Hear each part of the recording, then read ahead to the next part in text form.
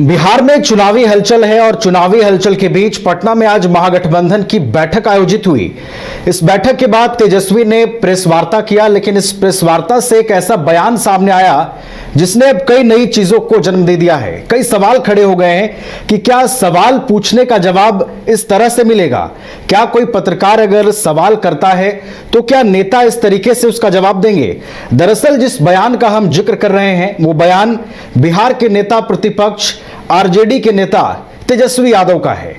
जब पत्रकार उनसे एक सवाल करते हैं तो तेजस्वी उस सवाल से तिलमिला जाते हैं। तेजस्वी ये पूछते हैं कि आपके पास इस सवाल करने का क्या आधार है? जब पत्रकार की ओर से ये कहा जाता है कि हमारे पास सूत्र है और उस सूत्र के आधार पर मैं ये सवाल कर रहा हूं, तो तेजस्वी का जवाब आता है कि आपके सूत्र को हम मूत्र समझते हैं। तो आप समझिए कि एक नेता सवाल का जवाब किस अंदाज में देता है, इसके क्या कुछ मायने निकाले जाने चाहिए, ये कितना कह सकते हैं अनुचित है। इन तमाम चीजों को समझेंगे। हमारे साथ हमारे editor in chief news room से गंगेश गुंजन जी जुड़ गए हैं, सीधा उनके पास चलेंगे।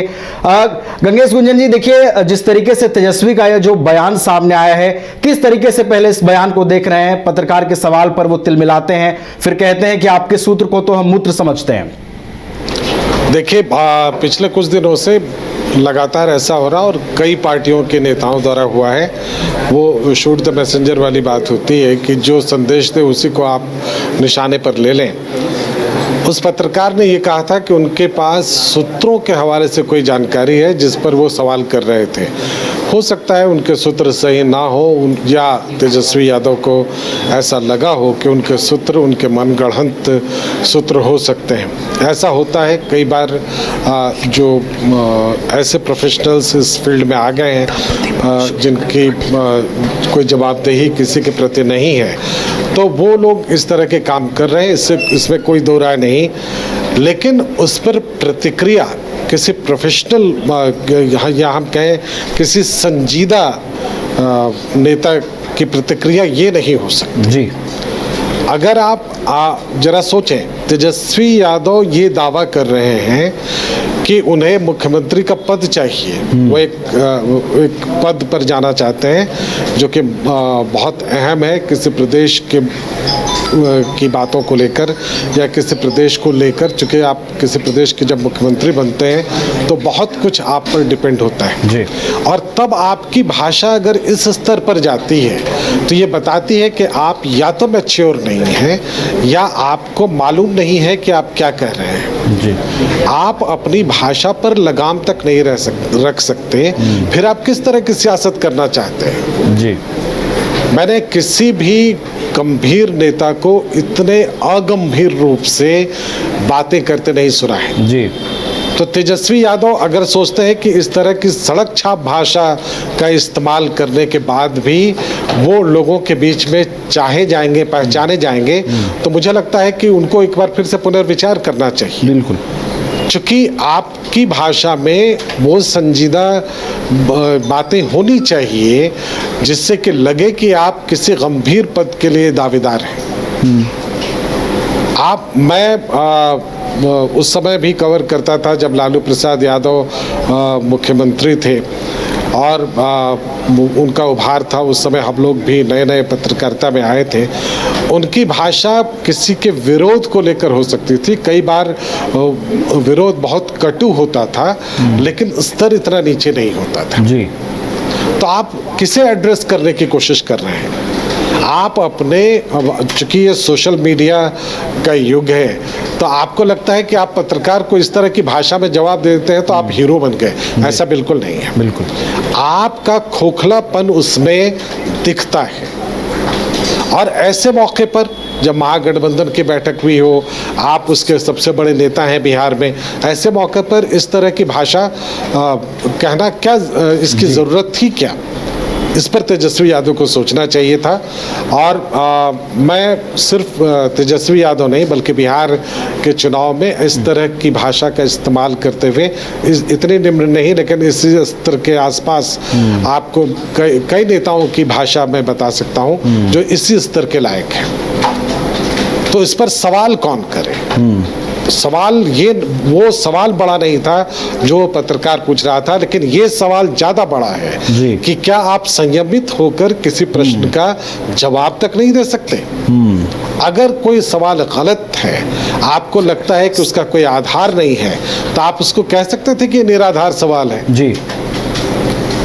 लेकिन आप उसके लिए सूत्र की जगह कुछ उसी से मिलता जुलता शब्द कह सकें जिसको कि मैं अपनी भाषा में शामिल नहीं करना चाहता, तो आप जरा समझिए कि वो भाषा आप किसके लिए बोल रहे हैं आप? जी। आपकी भाषा वो तमाम लोग सुनेंगे जो कल जो आज जो बच्चे हैं, कल वो युवा होंगे और वो आपको वहीं देखेंगे। और मुझे नहीं लगता है कि ये कोई इस तरह का स्लेज करने वाली बात थी। जी। वो क्रिकेट के मैदान से जुड़े अपने आप को बताते हैं, तो उनको समझना चाहिए था कि स्लेजिंग की जरूरत नहीं होती है। जी। स्लेजिंग को वैसे भी अच्छा नहीं माना जाता है। तो उन्होंने जो कहा है इस पर, और ख़ासकर वहाँ के पत्रकारों को निश्चित रूप से चाहिए था कि इस पर अपना विरोध दर्ज कराते। ये बहुत वाहियात सी भाषा है जिसका इस्तेमाल किसी भी नेता को नहीं करना चाहिए। और अगर आप पब्लिक फिगर होकर इस तरह का जवाब देते हैं तो निश्चित रूप से चिंता का विषय है। और मैं नहीं जानता कि इसे दूसरे लोग किस तरह से लेंगे, लेकिन चूंकि सवाल भाषा को लेकर था इसलिए मैं आपके सामने आया। चूंकि भाषा बहुत संयमित होनी चाहिए, बिहार की भाषा बहुत रिच है, बिहार को बदनाम करने की कोशिश मत कीजिए। चलिए, तो भाषा में काफी संयम रखने की जरूरत है। और जिस तरीके से ये बयान तेजस्वी का आया है, निश्चित रूप से सबसे बड़ा सवाल ये है, पत्रकार से भी बड़ा सवाल अब ये है कि तेजस्वी ने जिस भाषा का प्रयोग किया, एक नेता के तौर पर, एक पब्लिक फिगर के तौर पर जिस भाषा का इस्तेमाल तेजस्वी को करना चाहिए वो उन्होंने नहीं किया। हम अपने एडिटर इन चीफ से एक और सवाल लेंगे, लेकिन उससे पहले एक बार और दर्शकों को वो बाइट सुनवा देते हैं, वो प्रतिक्रिया सुनवाते हैं जो तेजस्वी ने पत्रकार के सवाल पूछने के बाद कहा है। कहाँ से खबर आई? सोर्सेज बता रहे हैं, सूत्र बताते हैं। हम उस सूत्र को मूत्र समझते हैं, हम उस सूत्र को मूत्र समझते हैं। वेस्ट जो होता है ना, ये वो है, इसका कोई आधार नहीं ना। ये वही सूत्र है जो सूत्र नहीं मूत्र लोग, सूत्र नहीं मूत्र लोग कि कहां से। तो सुना आपने कि किस तरीके से बार बार तेजस्वी उस बयान को रिपीट भी कर रहे हैं कि जो वो बोल रहे हैं उस पर वो कायम है। और यही नहीं, उन्होंने अपने एक्स हैंडल पर शेयर भी किया है कि मैंने जो बोला है उसे मैं आधिकारिक तौर पर लिखकर अपने एक्स हैंडल पर भी शेयर कर रहा हूं, ताकि जो उनका पूछा हुआ सवाल था उनको हम इसी रूप में ले रहे हैं। हमारे साथ हमारे एडिटर इन चीफ लगातार गंगेश जी स्टूडियो से जुड़े हुए हैं। गंगेश जी, देखिए, तेजस्वी ने अब उसे अपने एक्स हैंडल पर भी शेयर किया है, यानी कि उन्हें जरा सी भी इस बात की कह सकते हैं कोई रियलाइजेशन उनके अंदर नहीं है कि उन्होंने क्या कहा है। और अब देखिए जिस तरीके से उन्होंने ये बातें कही हैं, पक्ष जो है गंगेश जी, कितना बड़ा मुद्दा इसे बना सकती है, सियासत कितनी और गर्मा सकती है इस वक्त बिहार में? मुझे नहीं लगता है कि सियासत को इससे बहुत ज़्यादा फर्क पड़ेगा, क्योंकि सियासत के जो दूसरे पक्ष हैं, दूसरे पहलू हैं, वो भी बहुत साफ सुथरे धुले हुए नहीं हैं। मेरा प्रश्न कुछ और था।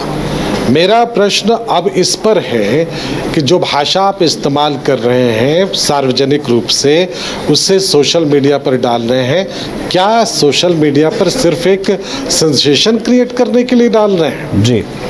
क्या अच्छी भाषा में जवाब नहीं दिया जाना चाहिए था?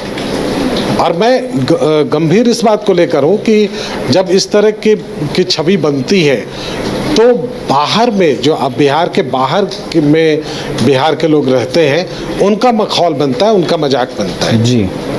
और भाषा के मामले में आप बिहार में खड़ा होकर जब इस तरह की बात करते हैं तो आपको निश्चित रूप से सोचना चाहिए कि आपके पीछे कौन लोग खड़े हैं। जी।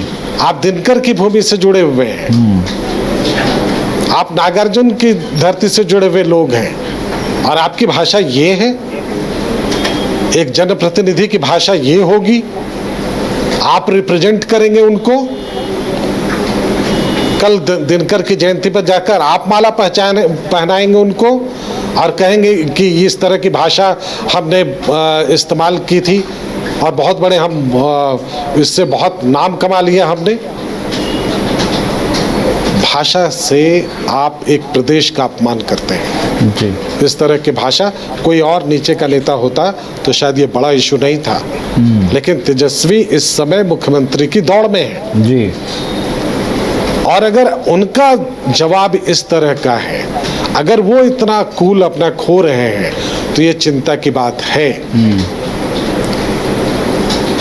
चलिए, तो ये एक गंभीर चिंता की बात है और एक जनप्रतिनिधि होकर पब्लिक को रिप्रेजेंट करने वाले व्यक्ति के अगर मुंह से इस तरह की भाषा निकलती है, अगर पत्रकार जो लोकतंत्र का चौथा स्तंभ माना जाता है उसका काम है सवाल पूछना, और अगर उसके सवाल का इस तरह से जवाब दिया जाए तो निश्चित रूप से ये चिंता की बात है। गंगेश जी, एक और चीज समझना चाहेंगे, एक आखिर सवाल और रहेगा। आपने बताया कि दिनकर की भूमि रही है बिहार, और बिहार के लोगों को इस तरीके से कह सकते हैं कि माहौल बनाया जाता है जब इस तरह की गतिविधियां होती है, तो कहीं ना कहीं तेजस्वी की ये जो भाषा है बिहार को अपमानित करने जैसी लगती है। गंगेश जी, देखिए, मैंने कहा कि बिहार का मजाक बनता है। अपमानित करना या सम्मानित होना मैं इन पचड़ों में नहीं पड़ता। फिलहाल ये है कि आप इस तरह की भाषा एक जनप्रतिनिधि होने के नाते और किसी गठबंधन के नेता होने के नाते जब इस्तेमाल करते हैं तो उस पर सवाल खड़े होंगे और उस पर सवाल खड़े होने चाहिए। सवाल ये है कि आप इतना जल्दी अपना कूल क्यों खो देते हैं जी। ये सोशल मीडिया पर सेंसेशन क्रिएट करने की आपको कोई ज़रूरत नहीं है। आप आराम से अपनी बातें कह सकते हैं। आप इस प्रदेश के बड़े नेताओं में शुमार होना चाहते हैं तो आपको उतना कूल तो रखना पड़ेगा जी। सत्ता तक पहुंचने के लिए या सियासत में गंभीर बने रहने के लिए ये बहुत ज़रूरी है कि संयम बरता जाए। अगर आप संयम ही नहीं बरत पाएंगे तो आप किस तरह से सत्ता हासिल करेंगे या अपनी गंभीर छवि किस तरह से बना पाएंगे जी। तो ये बड़ा सवाल है और ये चुनौती बार बार तेजस्वी यादव के सामने आएगी,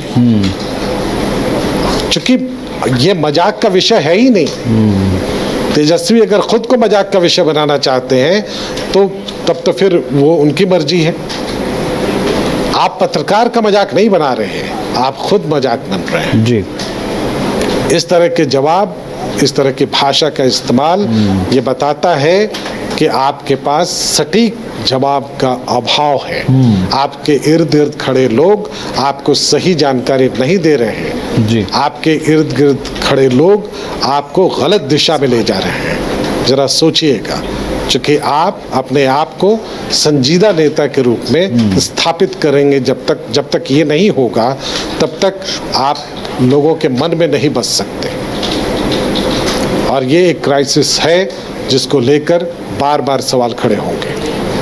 चलिए, तो बार बार सवाल खड़े होंगे और ये सवाल सिर्फ पत्रकार का नहीं है। अब तेजस्वी यादव ने जो जवाब दिया है वो एक गंभीर सवाल है, वो एक बड़ा सवाल है। खुद को युवा नेता बताने वाले, खुद को बिहार का भावी मुख्यमंत्री बताने वाले अगर इस तरह से पत्रकारों के सवाल का जवाब देंगे तो निश्चित रूप से जो उनकी आने वाले दिनों में चुनौतियां हैं वो बढ़ जाएंगी। और जिस मिशन के साथ वो बिहार में निकले हैं, चुनावी मिशन को फतह करने के लिए निकले हैं, उसमें कामयाबी भी जो है वो एक चुनौती के रूप में अब उनके सामने आएगी। निश्चित रूप से तेजस्वी का ये जो बयान है काफी गंभीर विषय है और एक संतुलित और संयमित भाषा की कितनी जरूरत है इस बयान से तेजस्वी यादव को यह भी समझने की आवश्यकता है। बहुत बहुत फिलहाल धन्यवाद गंगेश जी आपका हमारे साथ जुड़ने के लिए, तमाम जानकारियां हम तक पहुंचाने के लिए। तो तेजस्वी के उस बयान का हम जिक्र कर रहे थे। तेजस्वी यादव ने आज प्रेस कॉन्फ्रेंस में जो बातें कही, पत्रकार के सवाल का जवाब देते हुए जो अंदाज उन्होंने दिखाया, उस अंदाज की अब चर्चा हो रही है और उस अंदाज पर कई सवाल भी खड़े हो रहे हैं कि जिस व्यक्ति को एक संजीदा नेता के तौर पर देखा जाता है, जो विपक्ष का चेहरा है इस बार बिहार विधानसभा के चुनाव में, अगर वो डेमोक्रेसी से जुड़े व्यक्ति से इस तरह का जो लोकतंत्र के चौथे स्तंभ से जुड़ा है, अगर उसके सवाल का इस तरीके से जवाब देता है तो जनप्रतिनिधि को रिप्रेजेंट अटेंड करने वाले ऐसे लोग किस तरीके से आगे अपनी भाषा को संयमित रखेंगे, कैसे संतुलन बनाएंगे, ये निश्चित रूप से तेजस्वी यादव के लिए एक बड़ी चुनौती बनने जा रही है।